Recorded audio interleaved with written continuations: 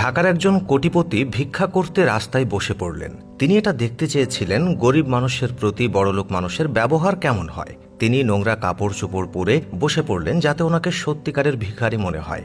এভাবে সেই ছদ্মবেশী কোটিপতি ভিখারি রাস্তায় বসে ভিক্ষা শুরু করলেন।